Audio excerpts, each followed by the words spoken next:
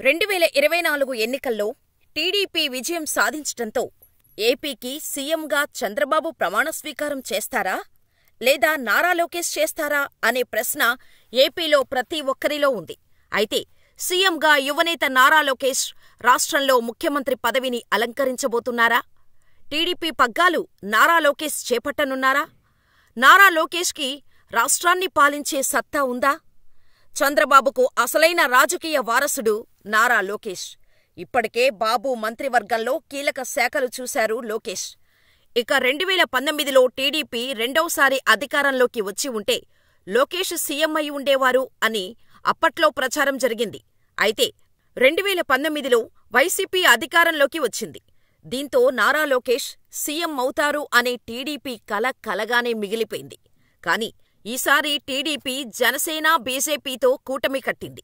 జగన్ను ఈసారి ఎలాగైనా గద్దెదించాలని చేసిన ప్రయత్నాల్లో విజయం సాధించింది. దీంతో ప్రస్తుతం రాష్ట్ర ప్రజల్లో, టీడీపీ నేతల్లో ఈసారి లోకేష్ సీఎంగా ప్రమాణస్వీకారం చేస్తారా? అసలు బాబు నిర్ణయమేంటి అన్న చర్చ పార్టీ లోపల బయట సాగుతోంది. ఈసారి ఎన్నికలు లోకేష్ జాతకాన్ని కీలక మలుపు తిప్పుతాయని టీడీపీలో యువ నాయకులతో పాటు సోషల్ మీడియా వింగ్ కూడా బలంగా విశ్వసిస్తున్నారు.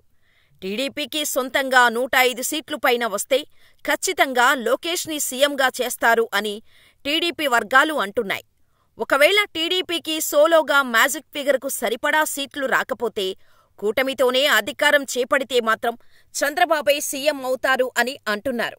అయితే ఇక్కడే చిక్కులు వచ్చాయి నారా లోకేష్కి. ఎందుకంటే బీజేపీ కుటుంబ పాలనకు వ్యతిరేకంగా ఉంటుంది. జనసేన అధినేత పవన్ కళ్యాణ్ చంద్రబాబు అనుభవాన్ని చూసి మాత్రమే మద్దతు ప్రకటించారు. సో లోకేష్ని సీఎం చేస్తామంటే ఆ రెండు పార్టీలు ఒప్పుకుంటాయా అనేది పెద్ద ప్రశ్న. అయితే టీడీపీలో కొంతమంది సీనియర్ నాయకులు రాష్ట్ర టీడీపీ అధ్యక్ష పదవిని నారా లోకేష్కి ఇవ్వాలని చంద్రబాబును కోరినట్టు తెలుస్తోంది.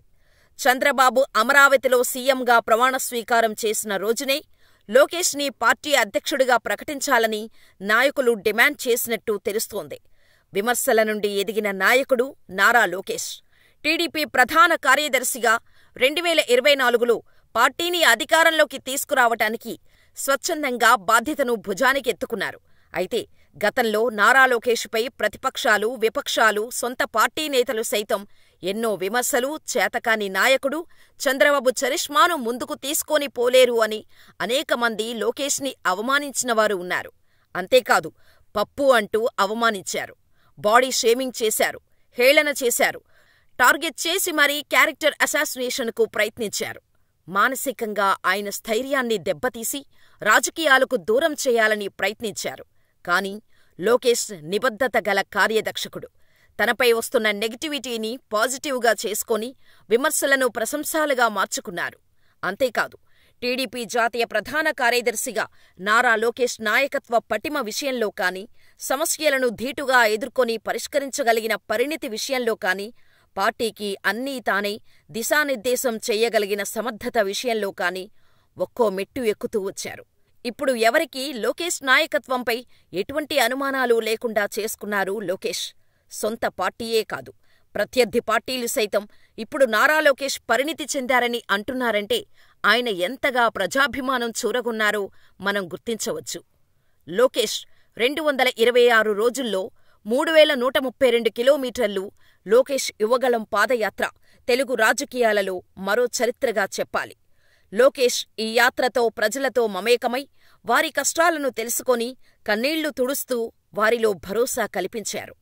లోకేష్ పాదయాత్ర మొదలైనప్పటి నుంచి అడ్డుకునేందుకు, విచ్ఛిన్నం చేసేందుకు అధికార వైసీపీ కుట్రలు, కుతంత్రాలు, దాడులను ప్రజాదరణతో ఎదుర్కొని ముందడుగు వేయటం నభూతో నభవిష్యతి. గతంలో వైఎస్ రాజశేఖర్ రెడ్డి, నారా చంద్రబాబు నాయుడు, ఆ తర్వాత జగన్ కూడా పాదయాత్రలు చేశారు. కానీ అప్పట్లో వారికి అధికార పార్టీ నుంచి అడ్డంకులు ఎదురుకాలేదు. కానీ లోకేష్ పాదయాత్ర విషయంలో అలా కాదు. జగన్ సర్కార్ ఆయన తొలి అడుగు వేయకముందే అడ్డంకులు సృష్టించింది. జీవోలు జారీ చేసి మరీ పాదయాత్రను అడ్డుకోవటానికి ప్రయత్నించింది.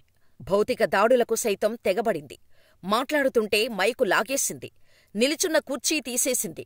ప్రచార వాహనాలను సీజ్ చేసింది. అయినా లోకేష్ వెరవలేదు. మండుటెండ, జోరు వాన, వణికించే చలిలోనూ నడక ఆపలేదు. నెలల తరబడి కుటుంబానికి దూరంగా రోడ్లపైనే ఉండటం, దుమ్ము ధూళిలో నడవటం, రోజూ వేలమంది పార్టీ నాయకుల్ని, కార్యకర్తల్ని ప్రత్యక్షంగా కలవటం, వారు చెప్పిందంతా ఓపిగ్గా వినడం వంటివి లోకేష్ని ప్రజలు తమ నాయకుడిగా ఓన్ చేసుకునేందుకున్నారు. లోకేశా పాదయాతన అని ఎగతాళి చేసినవారే శభాష్ అని ఇప్పుడు ప్రశంసలు కురిపిస్తున్నారంటే లోకేష్ అంచెలంచెలుగా ఎదిగిన తీరు తెలుస్తోంది. అంతేకాదు, ఇప్పుడు చంద్రబాబు తర్వాత టీడీపీ పగ్గాలు చేపట్టే సత్తా లోకేష్కి ఉందా లేదా అనే అనుమానం లేకుండా చేసుకున్నారు. అయితే టీడీపీ వరకు చూస్తే చంద్రబాబు 3 సార్లు సీఎంగా చేశారు. ఆయన తానుగా పదే పదే చెప్పుకుంటున్నట్టుగా ఈ పదవి అన్నది కొత్త కాదు. పైగా బాబు ఈసారి పూర్తిస్థాయిలో కష్టపడింది కూడా లోకేష్ కోసమే అన్న మాట ఉంది. లోకేష్ సీఎం అయితే చూడాలన్నది కూడా బాబులో ఆశ ఉంది. అంతేకాదు, టీడీపీకి సొంతంగా 105 సీట్లు పైనే వచ్చాయి. సో లోకేష్ని సీఎంగా చేసే అవకాశం కూడా ఉంది. తన సమక్షంలో లోకేష్ని సీఎంగా చేస్తే అటు పార్టీ కూడా పూర్తిగా లోకేష్ కంట్రోల్లోకి వస్తుందని, మరింతకాలం టీడీపీ మనుగడ సాగించటానికి అది బలమైన పునాది వేసినట్టు అవుతుందని బాబు సహా టీడీపీ పెద్దలు భావిస్తున్నారట.